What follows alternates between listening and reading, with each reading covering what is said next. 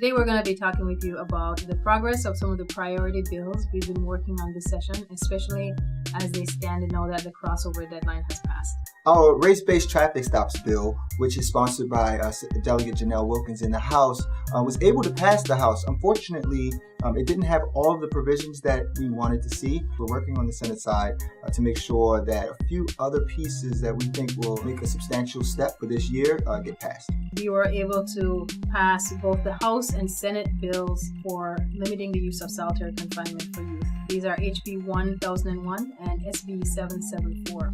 Now, the bills passed through both chambers differently, so they'll need to be reconciled or go to conference committee. We were also able to pass our women's pre-release bill, slightly different from what we anticipated.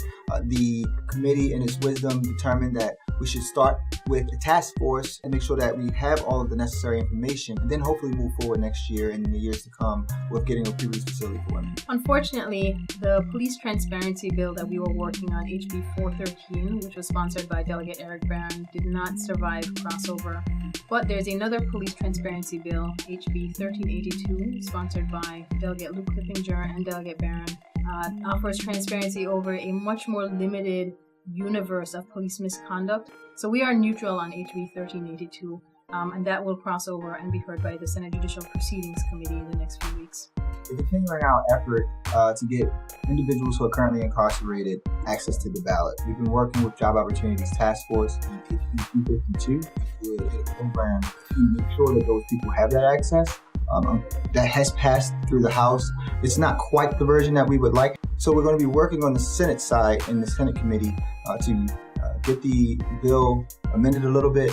Post-crossover, there are 3 immigrants' rights bills that we would like folks to keep an eye on. The first is HB 1273, sponsored by Delegate Janelle Wilkins, which would limit the enforcement of immigration laws in sensitive locations like courthouses, public schools, and public hospitals.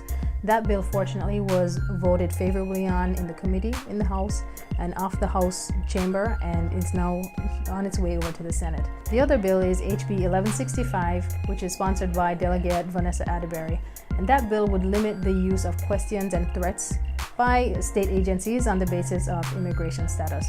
That bill also made it safely out of the Judiciary Committee and off the House floor, and is on its way to the Senate as well. The final bill is SB 817, which is sponsored by Senator Will Smith and Delegate David Moon. And that bill would limit the ability of corrections to notify ICE about someone's release date. It would also limit correctional facilities from holding someone beyond their state release date for the purpose of ICE coming to collect them. 2 Baltimore City specific bills that we've been working on are Johns Hopkins Private Police Force Bill and the Local Control of Baltimore City Police Force Bill. The Johns Hopkins bill has passed through the Senate, unfortunately. It is currently in the Judiciary Committee on the House side being heard and worked on. And we are working with delegates to make sure that if it is going to pass, it has good amendments that ensure transparency and oversight.